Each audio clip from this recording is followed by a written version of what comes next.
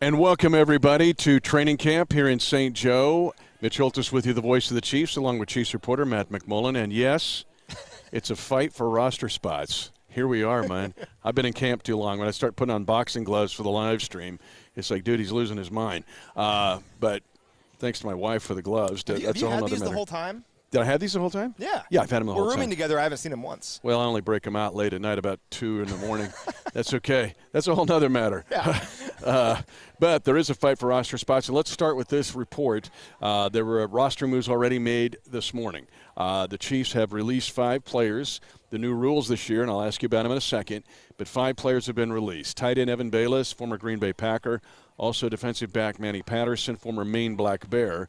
Wide receivers Chad Williams and Antonio Callaway, who's a veteran, played some in this league, and then Elijah McGuire, who had the nice catch on the game-winning drive the other night against the San Francisco 49ers, and he's a well-traveled player, but now he has been cut from this team. So the team is now at 85 players, but instead of having just one giant grog of cuts on Labor Day weekend, the league decided to kind of spread these out. Yeah, it's kind of finding the positives from last year, because last year the rules were all differently because of COVID. But now this year, so down to 85 today. We'll get down to 80 next week. So one more round of cuts after this next preseason game for 5 more guys. And then before August 31st, you have to get down to 53. So kind of slowly whittling down the roster here. But that's the first news. And that's why we keep talking about the preseason, why it's so important. I understand it's just the preseason. But in that first preseason game, guys were truly playing for their right to continue in camp here, and some guys impressed enough to stick around. Well, one area where there has not been cuts, and we don't expect any until the last cut, is at quarterback, and we're going to jump into that really quickly. Now, we could spend the next month talking about Patrick Mahomes and do a live stream every day, right, after the greatest start for any quarterback after 46 games in his career. Just amazing what he's done. We're not going to belabor a lot of time here in talking about Patrick Mahomes, but the other 3 do deserve mention. And I'm going to jump into Chad Henne, the backup. On pregame, prior to the Arizona game, I want to talk to Andy Reid about this, because it seems like that play that Chad Henne made against the Cleveland Browns to win the divisional playoff game just changed his whole persona. He's in his 14th year, had never played in a playoff game. But to me, he's way more confident. He's had an excellent summer, an excellent camp, and he played that way in Santa Clara. He has some swag about him, right? Like, he goes out there and he has a vibe about him, and that's what you want in your backup, to be confident that at any moment you could go into a game. We didn't expect Chad Henne to be playing in the playoffs for this team when we signed them a few years ago, but he came in and that was his moment. He's a legend now. I mean, he had a great moment that we'll never forget in Chiefs history, and you know you can rely on him if you need him in a big moment. So he should be confident, because he came out in the biggest of games of his career and came up huge. So he should be confident, and we're seeing that in this camp, and that's a beautiful thing. His reads, his play fakes, just the way he's moving with and without the ball, it's like a different dude. All right, now let's get into more pertinent discussion as it pertains to August the 17th, and that is Anthony Gordon, and also almost side-by-side here with Shane Buechele. Gordon out of Washington State, I thought he played very well the other night. When you look at his numbers, 11 of 17, and people go, well, he didn't lead the game-winning drive. But the Chiefs probably would have lost this game had it not been for Gordon, moving from the 14 to the 42 on one instance, and then from the 16 to get the Chiefs in field goal range to get a field goal. So Gordon, let's just take him, but 11 of 17 for 79 yards. I thought the poise that he showed and his ball handling ability was excellent in that game against San Francisco. Yeah, he was excellent, and that's why you have these preseason games. It's get those guys out there and see what they can do. I mean, Anthony Gordon in college was a stud. Just 1 year at Washington State, but like 48 touchdowns for him? It was incredible. He was second to only Joe Burrow. And I know the Washington State offense is the run-and-gun offense, but still, it's a big deal that he was able to convert, and when he was given opportunities to throw the football, he could do it. And now it's, can you do it in the NFL? And he showed against live competition he can throw the football and looked pretty good. Then Buechele, though, I mean, what can you say about this guy in the final minutes of the game? He gets the ball with 2:37 left, leads a 9-play, 68-yard drive. And I talked about this on the broadcast during the game. We see special category situations all the time out here at practice. 2-minute, 4-minute, you know, you have to drive the length of the field. Can you do it? And that's really important, but you can't simulate what it's like in an actual game. And even though it's just the preseason, to have Shane Buechele and the guys that were out there with him, to give them the opportunity to go out there and lead a game-winning drive against a different team and to succeed doing it is awesome. So those opportunities don't come along often, and what a night for Shane Buechele. Anthony Gordon too, but for Buechele to go out there and have that opportunity and to convert it with the guys around him, was great. And how about Patrick Mahomes' reaction when Shane Buechele scored? How great was that? That's what I love about this team, is that even though it was the closing minutes of the first preseason game, the entire roster was engaged, and they were happy for Shane, happy for Anthony for what he did earlier, and that's what makes this team so awesome. Yeah, and that's the one thing we can say about Mahomes here is the non-stat Patrick Mahomes, and that is that very thing you talked about. The energy he brings to this team when he doesn't have the ball or he's not in the game, and how much he helps these guys. It is just something that is very underrated about Patrick Mahomes and what he means to the undercurrent of this whole team. Now, we're going to transition here in just a little bit here to talk about on the defensive side of the ball. But these quarterbacks, let's just be honest, as we close out the quarterback discussion, people have asked me both publicly and privately, hey, who's going to be the third quarterback? I don't think there'll be one on this team. The NFL's kind of gone to most of the teams have gone to 2 quarterbacks. I expect that on the 53-person roster. And then, to me, it's Gordon and Buechele racing for the practice squad. We've seen that the last couple of years of the Chiefs, is they keep one guy as a backup, that's Chad Henne, and then you have Gordon and Buechele right now in this situation competing for maybe that practice squad role. And that doesn't mean that they're gone. They're still around this organization. They're still growing and learning. And even though we have Patrick Mahomes, and he's hopefully our quarterback for the next 15 years, we never want to see another quarterback in there. It's always a good thing for your team to develop young talent, whether you develop a young backup or trade that player away at some point because another team sees value in them. So always a good thing developing young quarterbacks, and that's what we want to do with one of these 2 guys. That's what these preseason games are all about, who can emerge and be that guy. The other thing is we see in our video here, they're surrounded by NASA scientists. I mean, there's such brilliant offensive coaches that surround these guys, and Mike Kafka is one of the top. And the fact that how he mentors and works with these quarterbacks, and of course Coach Reed, there's very few that have done it as good as he had in the history of the National Football League.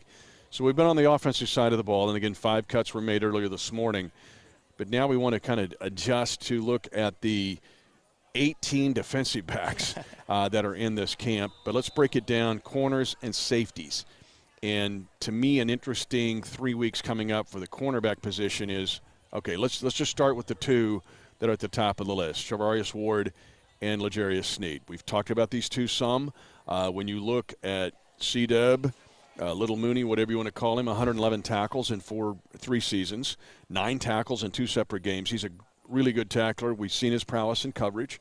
And then with L'Jarius Sneed, we've seen him do everything. In 9 games, he was actually putting up numbers that you would see DBs have an entire season. Yeah, it's incredible. I mean, what a revelation that guy was in the 4th round. I've said this over and over and over again, so if you watch a lot of our stuff, this will sound like I'm beating a dead horse here. But L'Jarius Sneed in CBS Sports Redraft at the 2020 draft didn't go in the 4th round. He went number 7 overall. So you find a top 10 caliber pick in the 4th round. It's incredible stuff. And he can play everywhere. He's playing both outside and base defense and in the slot and nickel. So he can do 2 different things for you. He can blitz out of the nickel position in the slot. He can do all different kinds of things for you. The guy is an absolute stud. And then Charvarius Ward very quietly has had a very solid career here in Kansas City. He's the most experienced corner in this room in terms of snaps. So it's crazy what he's been able to do. Also, Rashad Fenton, throw him in there. He's been around this team for a while now, 6th-round pick from a few years ago.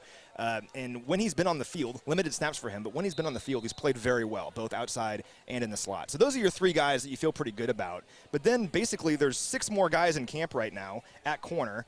Mike Hughes, Deandre Baker, Bo Peep Keys, Chris Lamons, Dicaprio Boodle, and Marlon Character.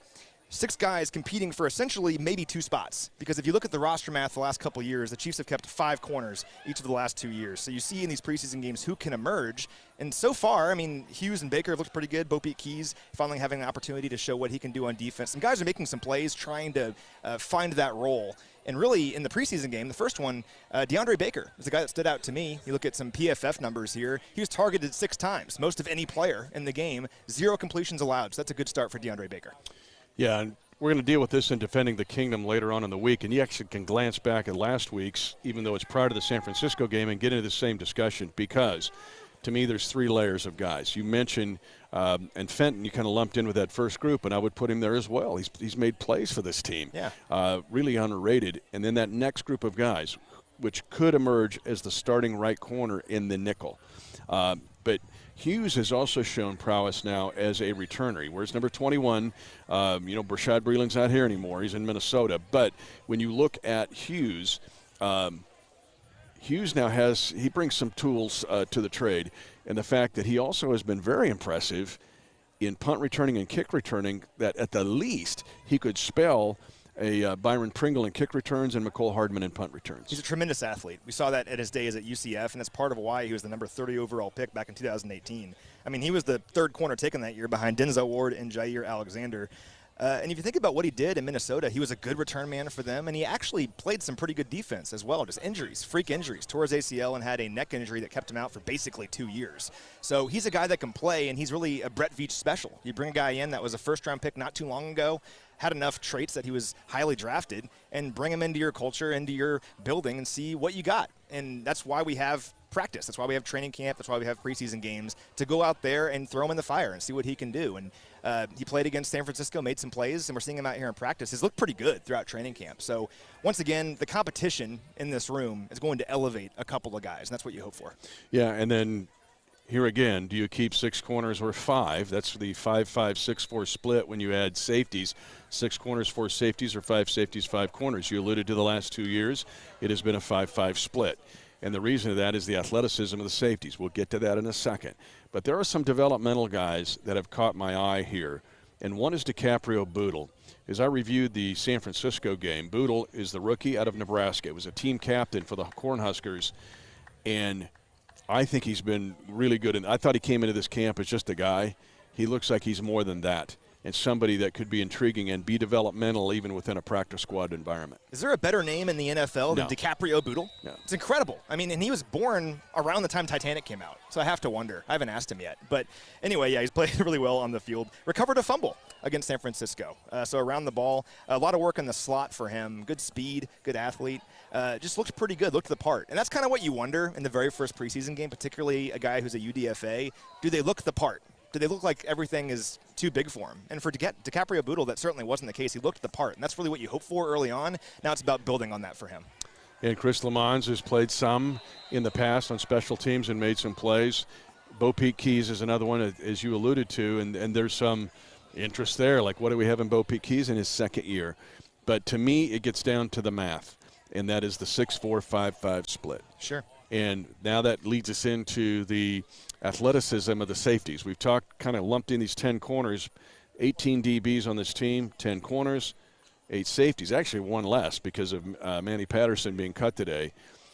But these safeties now, and let's start with Dirty Dan Sorensen and Tyra Matthew, the Honey Badger. We'll start with them in the fact that they're so athletic, interchangeable parts, the industrial revolution of football, of what's gone on. But that allows Steve Spagnuolo to be creative with his calls and structure, but it's also they can be creative in how they set up their roster. Oh, it's so versatile. That's really the name of the game for both Sorensen and Matthew. They're incredibly versatile. Gil Brandt, the legendary Gil Brandt, who writes for NFL.com, he called Tyron Matthew one of the most versatile players in all of football a few weeks ago, and he's right, because you look what Tyron can do. He can play literally anywhere for you on the defense. He can line up on the line of scrimmage and blitz the quarterback.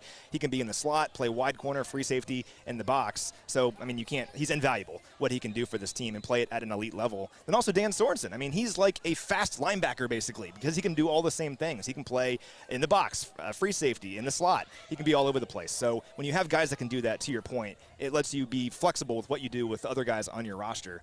I'll throw Juan Thornhill in that bunch as well, because he's, of course, coming off the ACL injury from 2 years ago, but now he's had a full year to get healthy. Coming into this camp, he feels really good. So Juan Thornhill is also in that group. So that's 3 guys, but then you have basically 5 more guys competing for maybe 2 spots, depending on how many you keep. If you keep 4 safeties, it's just 1 spot.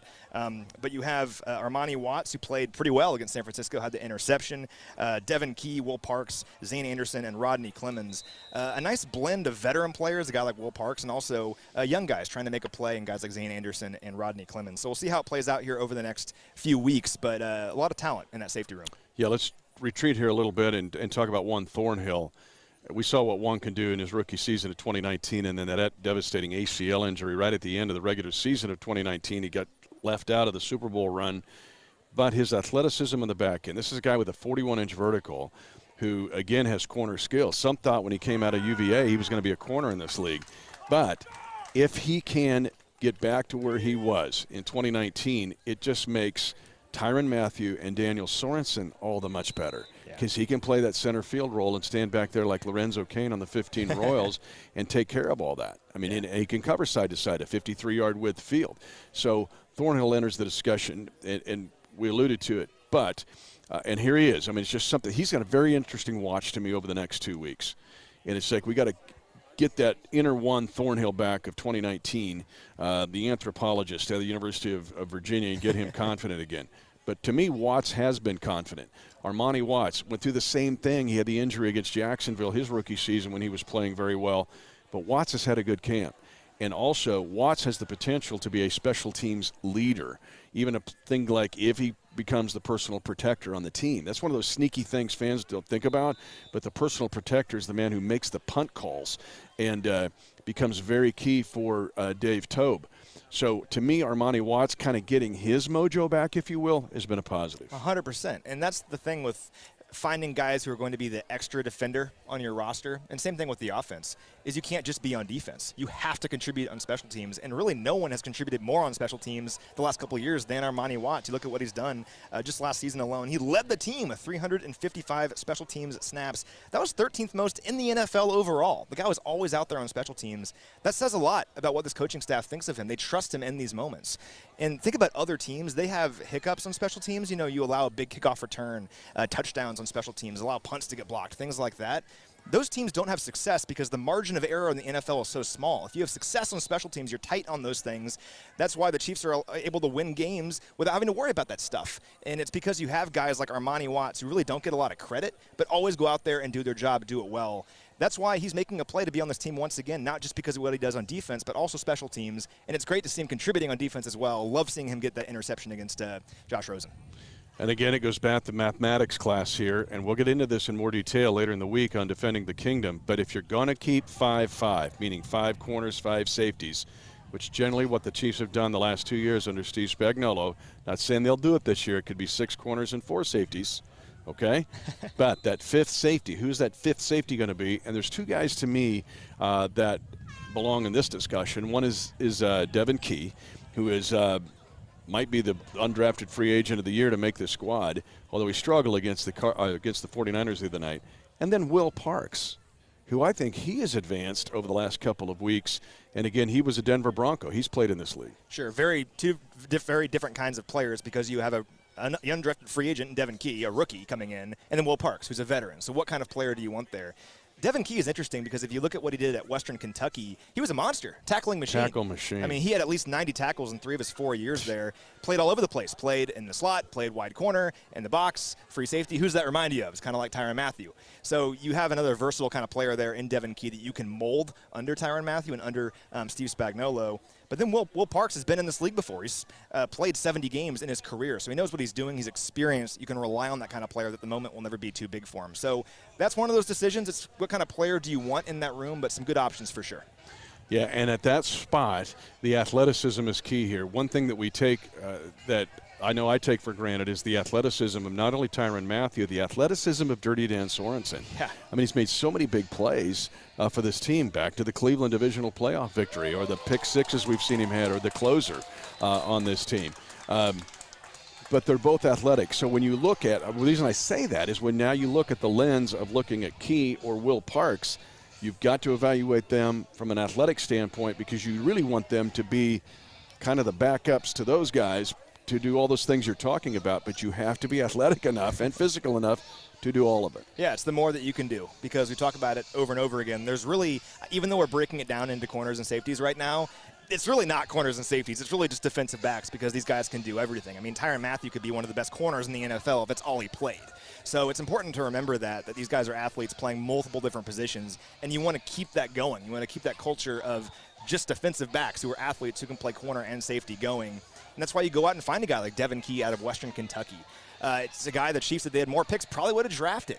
So you find these guys as UDFAs, you get them in your system, and you see what they can do. You see if they can thrive. And Devon Key, how does he bounce back from the San Francisco game? That's my question for him. That's my challenge for him. We know he's talented. How does he bounce back? That's the question. Well, and people say, well, was that his mistake? I mean, many times the safety runs in at the end of the play, and you're like, what's he doing? He got burned on that play on a throwback. Sometimes it's not their initial coverage, but there's a reason they're called a safety, and that is you don't give up 80-yard touchdowns. And so I'm with you. I think it's a big week for him and against the Arizona Cardinals to see how he rebounds because actually he's played better out here than he did in that game against the 49ers. There's two other guys in the safety group. Zaire Anderson, a kid out of BYU, looks like the kind of junior Dirty Dan Sorensen to me. Yeah. He's athletic. Yeah. Real athletic. Fans don't know about him. He got in the game late against the 49ers. And then Rodney Clemens, who's been around the franchise for a while, and he's been on practice squad. So those two guys kind of round out the group of those 8 safeties that you think might keep 5, might keep 4, but that's where the interest, and that'll go down to those last cuts. We have field goals going on behind us here, so I'm waiting for a ball to fly in at some point. The kids are helping protect us, but we'll see if something happens. But Kids, you want to wear my boxing gloves so that you can knock it down? I mean, he's pretty close. This could actually happen. One of the things, one of my favorite moments, because we had one fly right in here the other day, so we'll turn it so we don't get concussion. Maybe. Nice. Ah. I loved it when the kid caught it. This was 2 weeks ago at camp. Caught it, and he just took off running like, I'm done. My work is done here. He gave the ball back, but then he just ran off like, I don't need this anymore. So this is a group, man, you better have eaten your oatmeal to survive it down in that group of kids. Well, future stars down here. But to add to your point about the safeties, to punctuate this, Zane Anderson, he was a track star in high school. So he's a super athlete. He actually played a lot of linebacker for BYU. So once again, a versatile kind of player. That's why the Dan Sorensen comparisons are so real, because he's not just because they're both BYU Cougars, but because they play very similar positions. And then Rodney Clemens, I'm very interested in guys like Rodney Clemens because fans may not know who he is, but he's been around for the entire year. He was on the practice squad last year, signed as a UDFA. So he knows the system. He knows the coaching staff. He's been around for a long time. And now it's about what do you do with your opportunity now that you have a full in-season or in-person off-season program, a preseason, and training camp. What can you do with that opportunity? Because you kind of have the answers to the test in a sense because you've been around all year. So excited to see him moving forward. Yeah, again, in case you just joined us here in our live stream from camp, there were 5 cuts that were made earlier today. Again, the NFL is sprinkling these out over several weeks. And the 5 that were cut today, tight end Evan Bayless, who had some time with Green Bay, defensive back Manny Patterson, also wide receivers Antonio Callaway, who's spent some time. He played against the Chiefs last year in the Miami game.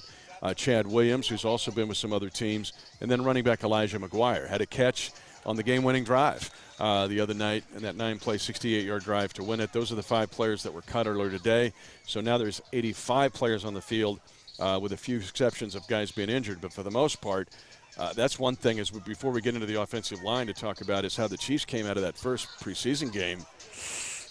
I mean, pretty injury-free. There was a few, but just minor. I mean, almost everybody's out here right now. So if the number one thing in the preseason is development, evaluation of your roster, the number 2 thing, very close behind, is stay healthy. Yeah, and that's all you can hope for. And, yeah, even the injuries that happened in the game, guys like Darius Harris, Marcus Kemp, they've been out here at practice. Only guy that hasn't been is Riley Cole, but I believe he's out there today. He's out there today. So getting out of that game injury-free, in that case, if everyone's back, is great news. Really good. Now we want to close out our discussion today looking at the offensive line. And you see the defensive line on the sideline getting ready to go. But the offensive line, to me, there are 3 tiers of evaluation here. As we said on August the 17th, and there were no offensive linemen in that first 5 cuts that were made earlier this morning. And let's take the first group, and that is the group that has had most of the attention and most of the discussion in this camp. And that is the young and brand new offensive line. None of the 5 who started in Super Bowl 55. And that includes, here's your left tackle, Orlando Brown Jr., your left guard, Joe Thuney, the center, Creed Humphrey, the right guard, Trey Smith, and the right tackle, Lucas Niang. Okay, Eric Armstead did not play. D. Ford did not play. Bosa did not play, all coming back from injury. But that second group that San Francisco had were veterans. Mo Hurst, Arden Key, those are old Raiders guys. The offensive line, they were out there with that first series with Patrick Mahomes. They were on the touchdown drive with Chad Henne. When I watched the video, I became even more encouraged because that group accounted for themselves very well. Even some twists. San Francisco did some games, they call it, some twists and some chicanery, and the offensive line was able to do not only a good job, but a great job. So the game was a lot of fun to watch because we've been talking about this for months, right? I mean, way back in May, we've been talking about this, and we finally got to see these guys out on the field at the same time, working as a unit. And the biggest thing I was looking for was communication. How did they cohesively work together? And that looked pretty good to me. I have a feeling they would have stayed in there a lot longer if Coach Reed was not satisfied with the communication. So that's a really good sign right there. Those guys were communicating, working together as a unit. The second thing is setting the tone. And Trey Smith talked about that yesterday. From the first snap, it was about setting the tone against those guys as a unit. That, hey, we're here not necessarily all day in this case because it's a preseason game, but we are here to dominate, execute our will against the opposition. And that's an attitude thing. That's an edge thing that this entire group seems to have, and that permeates throughout the rest of the team. And you want that from your starting five. So, I mean, I know it's just the first preseason game, but I'm very satisfied so far. Yeah, and it'll be a nice test this week because Arizona's got, I don't know who they'll play of their studs, but even that, they've got some good young defensive players on their front seven. I think it'll be even more of a test this week in the Cardinal game on Friday night for this young offensive line. So there's that group interested in that bunch, and they've got a lot of national attention. Then there's the second group, to me the most intriguing as we talk about on August the 17th, and that is the replacements who were replaced. The replacements who were replaced. And with apologies to Gene Hackman and to Keanu Reeves, that was a brutal movie. I hate the Replacements was such a dumb movie. Better than Draft Day? Wow, tied. It's just bad and bad. I mean, but my wife would watch Draft Day every night if she could. Okay, The Replacements, bad movie, but The Replacements are the replacements. I thought, because let's do the math here again, I'm looking at 12 guys. If you keep 9 offensive linemen, which is generally the thing to do, 3 have got to go. Now, I'm thinking Kyle Long here, LeRae Duvernay-Tardif here. Mike Remmers is back, just back off injury. Somebody's going to have to go. So in this game against Arizona, 2 of those guys were out there, Yasir Durant and also Nick Allegretti on the game-winning drive. Yeah. Andrew Wiley enters this discussion. These guys have played a lot, and also Austin Blythe. I mean, these guys have been veterans, started Super Bowls, and now they're backups. And there's our live studio audience. Yeah, there they are. You're absolutely right. The roster math is super interesting, and I'll just run through a lot of this here. So last year, to your point, the Chiefs kept 9 offensive linemen for week 1. The year before that, they kept 10. So we know somewhere in that range. We mentioned the starting 5. Mike Remmers also factors into this discussion. Those are your 6 guys you feel really good about. We don't know the deal right now with Kyle Long or LDT. We're not sure what their status is. So they're there. We're just going to set them aside. But some of the guys that you mentioned, I'll add a few more in here. That leaves 8 guys for somewhere between 1 and 4 spots. You have Andrew Wiley, you mentioned him. Nick Allegretti, Austin Blythe, you mentioned him. Yasir Durant, Prince Tega Wanago, Wyatt Miller, Brian Whitsman, and Daryl Williams. And once again, it's who can elevate in the preseason. And the Prince looked pretty good in the preseason. If you look at PFF grades, he had 36 snaps, and he was exceptional in run blocking, actually the top-rated offensive lineman on the Chiefs in that game, and he had significant snaps. So you like to see that kind of thing because that makes decisions hard for Brett Veach. Guys who maybe weren't at the very top of the roster are elevating themselves in the preseason game, at least presumably. Also, Daryl Williams was a guy that stood out to me. Number 2 ranked offensive lineman by PFF grades in that game. He had 21 snaps. He's a versatile guy that can play guard and center. But the versatility is really what I was looking for in this game because it's not so much about necessarily who is the second unit, who's the third unit. What you should look for is when you go from the second unit to the third unit, who's staying on the field and switching positions because you're seeing that these guys can't just be a guard, they can also be a center, or they can't just be a tackle, they can also be a guard. And the versatility stood out to me because Austin Blythe split snaps at left guard and center in this game. Nick Allegretti snaps at left guard and center. Yasir Durant snaps at right guard and right tackle. And then Andrew Wiley snaps at right tackle and right guard. So in the Arizona game, be watching when guys stay on the field for multiple transitions of your teams, quote unquote, because you're not just a second teamer. If you're on the second and the third team, the team believes that you can play multiple positions, and that makes you more valuable. And with the rules this year, you can have 8 offensive linemen. You can have 1 less inactive player if you keep 8 offensive linemen. But if you're going to keep 8 offensive linemen, and I'm glad you brought up the fact that, and Dana and I were talking about this on the radio broadcast, because tricky Andy Heck here, because, again, there would be one series where Durant's the right guard and Wiley's the right tackle, and the next series those 2 would flip-flop.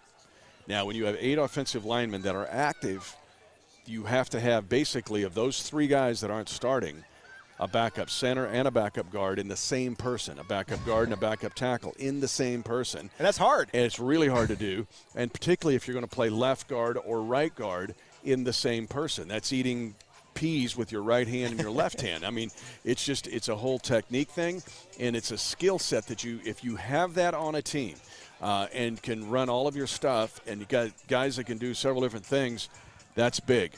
But to me, I'm not sure they can keep all these guys that we're talking about unless you keep 10 offensive linemen and put 2 on some injured list. But now if you keep 10 offensive linemen, it goes back to a discussion of how many wide receivers and tight ends you're going to keep. We'll get into all that on Defending the Kingdom later this week.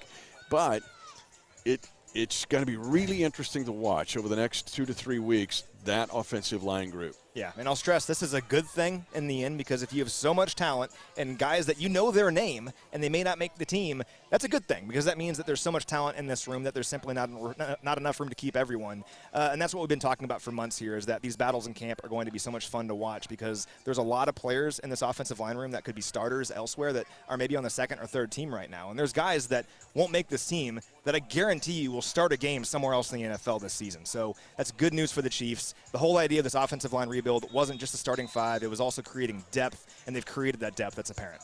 You mentioned the communication key here. The attitude is what I'm seeing with this group. This is a group that and they showed it from the first play. That's just a zone run. They just ran a zone run. That wasn't a really tricky play. Yeah. But they just ran it where it was an 11-yard gain, and they got folks out of there and allowed Clyde Edwards-Helaire to have a decent run, a little bit of a cutback, and picks up a double-digit run on the very first snap. And then on the short drive, the 39-yard touchdown drive, where special teams gave him the short field, then again, they were able to do some different things, pulling on the inside, power O you call it, where the guard will pull inside from left guard to right guard. They were able to do that and get enough of a balance doing different things that they got the ball into the end zone. Yeah. And again, those were all things, hey, it's early, it's the first day of class. But, man, they got an A in that game. And we have the right to be excited, right? Because we've been waiting for football ever since Super Bowl 55, and we saw real football finally and saw this offensive line dominating like we hoped they would. I thought your point about the running game was interesting there, though, because we talk about the offensive line in the context of blocking for Patrick Mahomes, and we throw the ball more than anyone, so that's important. But also the running game and how athletic this offensive line can be, not just blocking in a traditional sense for a running back, but also in the screen game. We've talked about that quite a bit over the last few weeks. This offensive line is athletic, and we'll see what happens in the next few games here in the preseason, but I'm excited to see what they can do, not just run blocking, but also in the screen game. Yeah, there has to be some instance here of, as part of the communication, but it's also timing, and that's where the offensive lineman in this group excites me because of the athleticism, and it's underrated in football. You got to have power to play the offensive line, but in this offense you have to have some power and the athleticism to be able to move. That's why Creed Humphrey, this week, I don't know if they'll play Rodney Hudson for the Cardinals. I imagine he'll play some. But when I went back and started to study Rodney's career with the Chiefs early on, you saw what accentuated what you're talking about, meaning a center who can run on those screens, where they have to time it, run 12 yards on the oblique, and then go block a safety or a DB. But we've seen Creed Humphrey being able to do that. And Mitch Morse was good, and Austin Ryder was good, but it's been since Rodney Hudson that I've seen that kind of mobility and athleticism to get out to a second level like Creed has shown he can do here. And one thing that seems kind of like an obvious point that stands out to me, though, is that sometimes you have undersized offensive linemen, particularly on the interior, and that's why they're interior offensive linemen. But these guys are big. Like Creed Humphrey, Trey Smith, these guys are huge men that really, in college, could play tackle if they wanted to. So when you have guys that have considerable size and they're super athletic, I mean, those are invaluable traits you just can't find anywhere else. Well, the Chiefs' kingdom saw it in the middle 2000s with one of the top 3 offensive lines of all time. Yeah. Those guys were huge but could move. They could run. They were athletic. A guy like Brian Waters or Will Shields or Willie Rowe, if we can go right on down the line. But that group could run and had the ability to run all the screens with Priest Holmes and open up big holes. But this offensive line has that too. But now the key is to stack it up. Any of these positions, because Coach will say, back it up. Can you back it up and stack it up? And you're going to go up against an Arizona team on Friday night that I think has a really good defense and a good young defense. Think about Isaiah Simmons, the former Olathe North Star. He's on this team. He's hard to block, okay? And there's a whole bunch of others we can go down the line. But it'll be, I think, even more of a test this week for the O-line against the Cardinals. I think it'll be a test for everyone as well, particularly the guys that played well in the first week. If you're a young guy and you played well in the first week, you might think, hey, I've arrived. I can play in the NFL. It's a short memory in this league, whether you played poorly or you played well. So I'm not looking just for the guys that wish they had some snaps back against the 49ers to see how they play. I'm also looking for the guys that played really well, and that goes to the offensive line. Can they maintain that attitude, that excitement for showing what they could do on a short week against the Arizona Cardinals, again on the road? And that's what it's about. It's that stacking thing that you were mentioning there. You have to take every snap like it's your last. Because every single snap, every single play in practice is being graded by the coaching staff. And just because you played well in week 1, that doesn't really mean anything anymore. You made it to this point. Can you play well in week 2 of the preseason? And it's a great opportunity. That's the way that these guys should look at it. It's a great opportunity to continue building their young careers. And we'll see how it goes against the Cardinals. Yeah, we see Harrison Butker here working with Tommy Townsend and James Winchester on field goal. And Butker was good the other night. The extra point was not good. But Tommy Townsend might have won that game. Oh, man. I mean, his ability to averaging 53 yards a punt, more importantly, 49-yard net, a 66-yard punt out inside the 1 was a thing of beauty. But Townsend all night long kept shifting the field. And in talking with Dave Tobe, he's been excited about Townsend in this camp. But he said, I wanted to see it in the game. Could he carry over and he did. Actually took it up a notch. So to me, it was encouraging, even though it maybe seems minor. It wasn't minor because the field was like the old days of the first 5 years of Andy Reid. The field just kept shifting in the Chiefs' favor. Or when the 49ers tried to push it, it got pushed back, and a lot of that was due to Townsend. Well, 2 quick thoughts here. First of all, even though it's not fun to punt, a good punter can be a weapon, and he was certainly a weapon against the 49ers. I know that the result of that game doesn't matter in the end, but you're seeing what he can do in a regular season game, flipping the field like that when the offense can't move the ball, and that's huge. I mean, that helps win you games. So you never want to punt, but you want to have a guy like Tommy Townsend that can absolutely boom it. I also think it was significant because Tommy probably had some snaps in the Super Bowl he would like back, and to go out there, his first time on a field in a real live situation in a game, even though it's preseason, and to play as well as he did was very encouraging.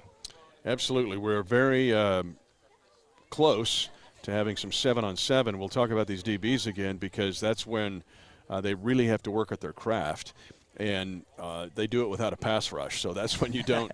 But we saw the pass rush and the coverage complement itself the other night. I mean, there were 5 sacks in this game.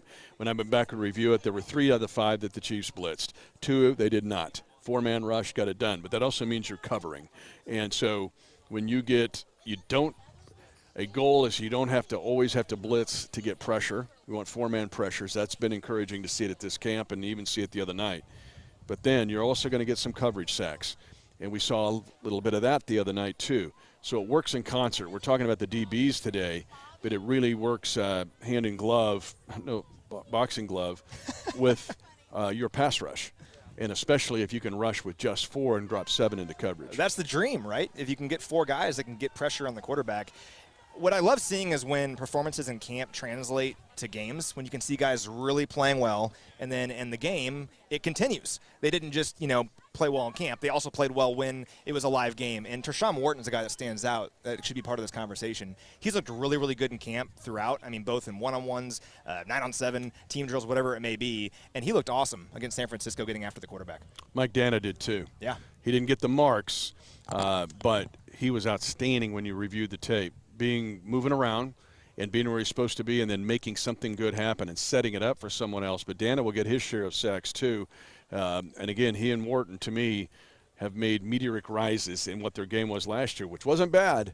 But now all of a sudden, I think there's going to be fans going, who's 51 and 98? Because they're going to be making some plays and are a great compliment to the guys you do know, like a Chris Jones or a Frank Clark. Well, the idea, too, is we've talked a lot about how Chris Jones is going to play all over the defensive line, both a defensive tackle and as a defensive end, but that goes out to these other guys, too. Mike Dana and Tershawn Wharton, Steve Spagnuolo has said that they are going to play both inside and outside. You have to be versatile defenders along this defense, but that just gives you so many options. It gets back to our conversation about defensive backs. It goes up to the defensive line as well, because if you can have a guy in Tershawn Wharton who's a lean pass rusher, but he's physical enough he can play inside, but then also rotate out and play off the edge. I mean, that's just a valuable commodity to have, and Mike Dana has proven in camp he can do that as well.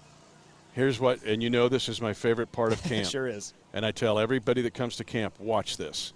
And this is O-line against D-line. That's Creed Humphrey going up against Jaron Reed. Now, this is when this is NCAA wrestling or high school wrestling. It's footwork, it's leverage, and it's hand placement, hand replacement. It's hand-to-hand combat. It's MMA. I can give you so many more analogies, but this is where football games are won and lost. You ask Andy Reid, hey, what's the first priority? It's this, and being in the trenches. And there's a Joe Thuney taking on a blow from Chris Jones, who's lining up inside. Again, he's moving around. But Thuney, we've seen him have good leverage and understanding. He's a pro's pro at guard. Yeah, well, this is a very difficult drill, especially going up against Chris Jones. But what I love about this drill that you and I have talked about for weeks now is that you can really see when a guy has a plan. This is a drill that's as much about the mental aspect as it is about the physical aspect, because particularly for the rookies, if you're a stud in college football, and you are if you get drafted, most of the time you can rely on your physical attributes to get by guys. I mean, you don't have to really worry about having too much of a plan or too much of a toolbox of moves because you're just better than the guy across from you. But in the NFL, that's certainly not the case. And all of a sudden, you have to approach these with a plan. And, for example, if you're an offensive lineman, if you get beat initially, how do you respond? Or if you beat your opponent initially, how do you respond? Because the opponent's going to come with another move. So there's so much mental stuff that comes into this, and that gets back to our point about Mike Dana and Tershawn Wharton, because we've seen them have a plan during these drills throughout camp. And that's super exciting because it means that they've watched their tape from last year, seen the good things, seen the things they want to work on. They've applied those during off-season activities, and now they're doing it here in one-on-ones. And we've seen that throughout camp so far, guys coming in with a plan, not just relying on athletic traits. And here on cue is Mike Dana going up against Nick Allegretti. Now watch the footwork, hand placement, and reaction, because the offensive lineman has to react. You talk about a plan. Yeah, there it was. You laid it all out. Then the offensive lineman has to react to the plan. And then you have to react to the reaction. That's where Young, like there, a case where he influenced Allegretti to the outside and then blew by him at his inside shoulder. Now you go, well, maybe he'll have help from the center on that. Maybe not. Maybe not. It depends on the protection call. So, again, you have to have move, counter move. It's like, watch, I had the boxing gloves out here earlier. This is like a boxing match. And here's Tershawn Wharton. You talk about his moves. He has developed some moves here. Oh, yeah. And, again, he just does a power swim move there and gets inside leverage on Austin Blythe and drives him back to the inside shoulder. And so this is why I'm fascinated by I could watch this all day long because this is what I don't get to watch during the game when I call play-by-play, but this is where games are won and lost. Well, there you go. You see the spin move there by Tyler Clark. So once again, it's not just one quick play. It happens very fast, but there's multiple things going on here. And there was a few quote-unquote snaps ago when Nick Allegretti got beat initially, but then responded. He reacted and found a way to gather himself and get after it again. So these are fun to watch because you don't just see the initial reaction, but it's how do guys respond. That's just as important. And here's Remmers, who has not repped much because he's been hurt, going against Tim Ward, who ended the game the other night with a sack. Remember the runoff, 10-second runoff. Ward had 2 sacks in the game, long, athletic. But Remmers, we've not seen him rep, but he's able to guard in the inside shoulder that time, which is big for the tackle. Particularly a lot of times that left tackle has got to be by himself. He's on an island. You think, well, that's the inside shoulder. That's where the guard's at. Not necessarily. Yeah. And so good reps there for Mike Remmers. And then Josh Kando going up here now against Miller. But Kando played a lot of snaps the other night. Sure did. He got his foot in the water. Well, and Kando is the guy to watch because he was one of those guys. He was a young guy in college who's super, super athletic. And the mantra with him all offseason since he was drafted was, let's get these coaches' hands on him and see what they can do. And he's still developing, still learning. But you want to see him coming into these one-on-ones with a plan and developing that. And that will take time. But that's what you're hoping for with a guy like Kando. And here is Brian Whitsman, who's been, I think, 3 different times with this team. Yeah. I think he's been with 8 different teams. And going up against Edwards here, and then Edwards is able to – I mean, that's just like a pin in wrestling because that means the quarterback is getting pinned.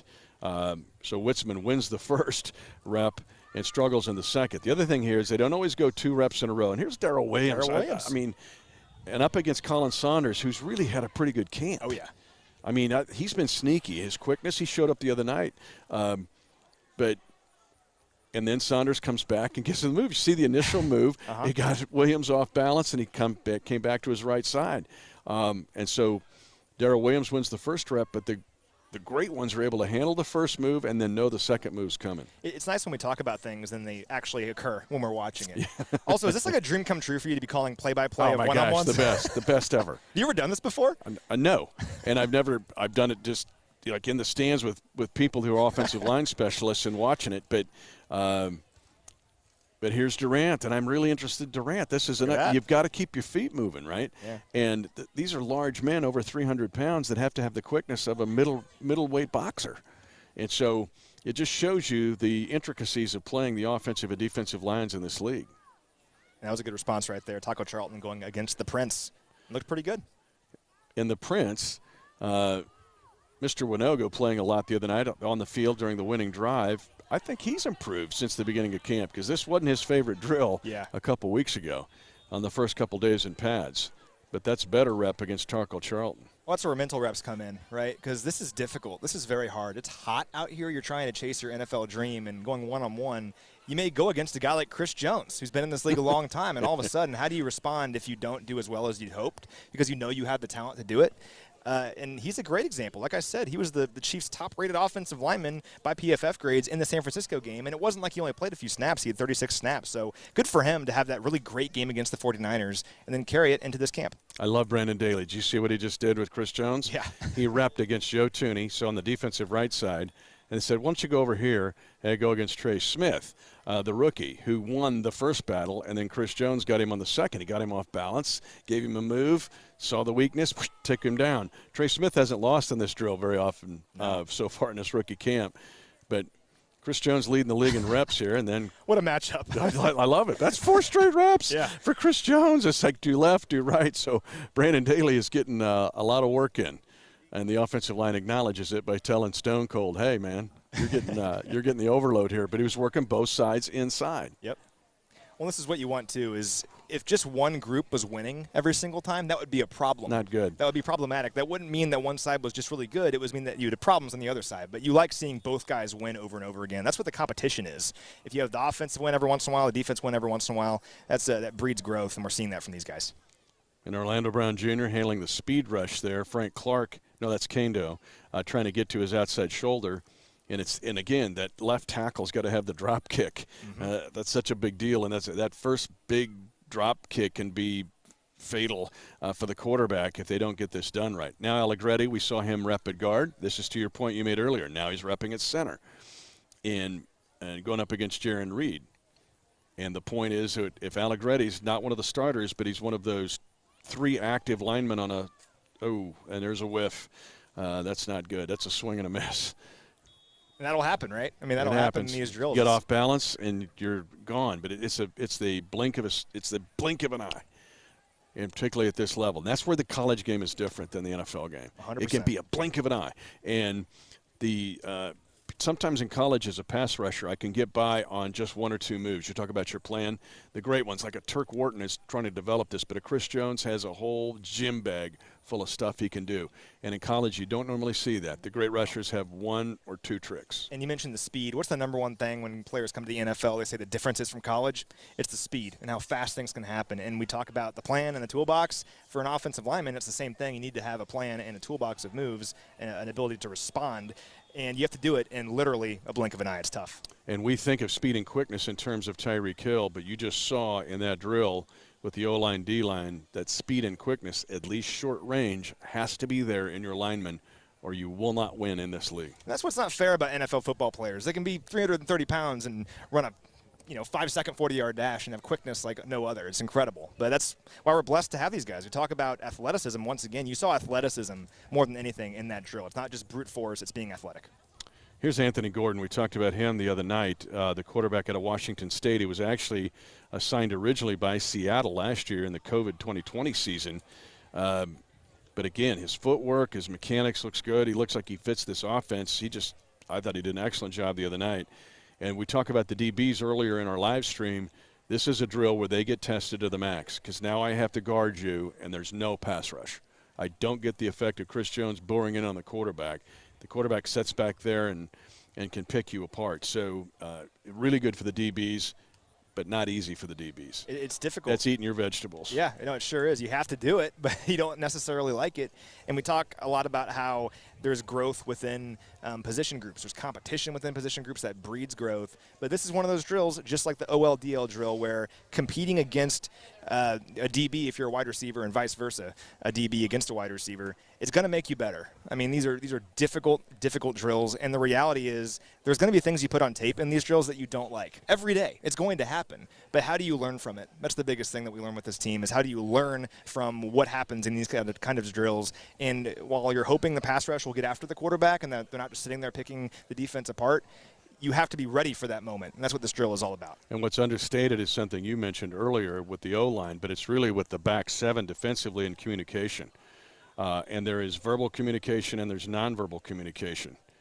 And D-Rob not happy with that drop, and that unhappiness is probably accentuated from Patrick Mahomes, I'm guessing. But that's also you're catching 95-mile-an-hour fastballs at short range from Patrick Mahomes.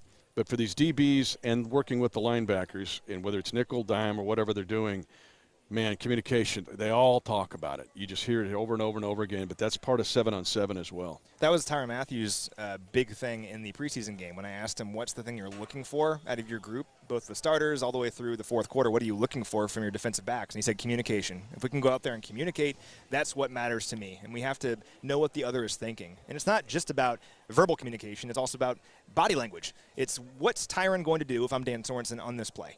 And if I'm L'Jarius Sneed, what's Armani Watts going to do on this particular play? Not just necessarily the starters, but also the guys that will rotate in. You need to know what guys are thinking and how they react to certain things. And it's not just team drills that we learn that stuff. It's also in situations like this. And it's the same for the offense. We see Patrick Mahomes making no-look throws and knowing where his guys are. It's because he's developing a rapport with them in things like this. I mean, lighthearted drills where you don't have a pass rush coming after you. So these are important. There's a deep ball there. And not complete. Still a beautiful thing, though. Yeah, we get Charvarius Ward credit. I loved Spags the other day when he was up doing his press conference in the tent. He goes, you know what, I love our fans. We get tons of fans out here. They cheer offensive plays, but I don't hear them cheering defensive plays. Yeah. You know what, he's got a good point. Yeah, no, it's a fair point. Yeah, so if you come to camp, I guess we got one day left. Next year if you come to camp, hey, cheer a defensive play too. Yeah, not just an interception, like a pass breakup. Yeah. You know, a PBU and just go crazy in the crowd. Spags would love that. Or like a coverage play that Charvarius just had. And then the offense comes back, and there's Mike Hughes. He punched that ball out? He did. There you go. And Byron Pringle will get a chat, I'm sure, from Eric Bieniemy on that one. But, yeah, so Mike Hughes, we'd mentioned him at that battle at the right corner nickel position. Opposite Charvarius Ward, and then also L'Jarius Sneed in the slot. I love seeing those ball skills from him because being a DB nowadays is about so much more than just covering. You need to be physical. We talked with Charles Davis last week about being a tackler, a physical player at corner. And Mike Hughes is that. I mean, we've seen him punch a lot of balls out throughout camp here so far, and you saw it just there. You have to bring that physicality. You have to. Because if you're a corner that's just going to play off and not be a threat at tackler, gives the opposition a reason to go after you. A little love tap there from Tyra Matthew on Clyde Edwards-Helaire. So a little LSU alumni action. But a little pop saying, yeah, I'm out here. Go Tigers. And then covering in space, which is a big thing now. We see all these bubble screens and tunnel screens. We saw it the other night. Chiefs run them too. But you have to be able to play basically a 4-on-4 game. 11-on-11 gets reduced in this league many times to a quick screen onto the outside. And now all of a sudden you might have 4 blocking 3, and I've got to play in space if I'm a DB. And I got to be athletic enough and physical enough. This is where Charvarius Ward comes into play, where he's physical enough to make those plays. But if you can't defend the bubble or tunnel screens, you won't last long here. So C-Dub here is he's showing up on all these coverage plays. Having a nice practice. We've kind of seen this from him throughout camp so far. It's not easy as a corner, and that's what Charvarius Ward is. He's playing exclusively corner, going against guys like Tyreek Hill and McCole Hardman every single day. 2 of the fastest guys in all of football. Tyreek is the fastest. McCole's right there with him. You have to constantly cover those guys every single day. That only makes you better. And Charvarius Ward's had a lot of nice plays throughout this camp where he's kept up with McCole, kept up with Tyreek, and got his hand on a football. And he's not going to routinely face guys that fast during actual NFL Sundays. So good practice for him. Looking pretty good so far. I've often said this, too, in relation to DBs and corners. Okay, and there's Dieter with the catch. You go to a high school game, you're seeing a lot of 4 wide, 5 wide. You go to a college, you're seeing spread offenses. 1,000 people want to play wide receiver. All right? Everyone does, yeah. Who's lining up to go, I'm going to be a cornerback or a safety? Not many. What do you see in college or high school are the wide receivers that are transferred and made over 2 corners and safeties. The reason I say that is go try to have, I don't know, go out in the street, don't do this, and have somebody drive a car and then you're backpedaling trying to keep up with the car. That's what you have to do here as a DB. I mean, you're trying to hang with Tyreek Hill here, who runs a 4.3, and I'm running backwards, running a 4.3, or sideways. It's just amazing the athletic requirements. You know, Andy Reid tells me all the time, he goes, I hope fans realize this is like watching the Olympic Games. Yeah. I mean, the superb athletes here and all the different things they have to do. And really, when you think about that and you think about a defensive back and what's required, you have to be an Olympic caliber athlete to play this game, especially at DB. You really do. And you have to face different kinds of receivers, which is so difficult. You have guys that have blazing speed, also very physical receivers. And that leads me to my point here. You just saw Daryl Fountain make a nice catch. He's a guy worth talking about here because he had a very nice game against the 49ers. And there's Jody Fortune, also a guy we should talk about. Both these guys can be lumped into this category, actually. They're guys that are showing out. They're big physical players who are having very solid camps. And it's one thing to come into camp saying, hey, this guy has good measurables, but when they actually do it, and both Fountain and Fortson have done it throughout camp, and both of them performed well against the 49ers, actually. Fountain led the team in receptions, and Jody was one behind him with just one less. It makes you think. It really makes you think and gets back to the roster math conversation. How do you find room for these guys? Can these guys stick around? And obviously the test isn't complete. They still need to keep going here. But both of those guys looking very good, intriguing guys to know looking at the Arizona game. And there's a situation, again, you got to cover in space in the flat. The game is reduced to about hash mark to boundary, and it's a 4-on-4, 4-on-3 game. And you've got to make that play defensively or you just get roasted in this league. The other thing, and I'm glad you brought up Fountain, because Fountain to me is my Boodle equivalent on the offensive side. Now, Boodle's a rookie. Fountain's been around. He was with the Colts for quite a bit, actually. Yeah. But Fountain, I thought coming into camp, knew he's a Northern Iowa guy, captain there, and you and I thought highly regarded. But if thinking, just a guy, I don't know if he. All of a sudden, he is in this discussion, and a big time, and he's big and rangy, and made plays the other night, as you alluded to, can be a special teams player.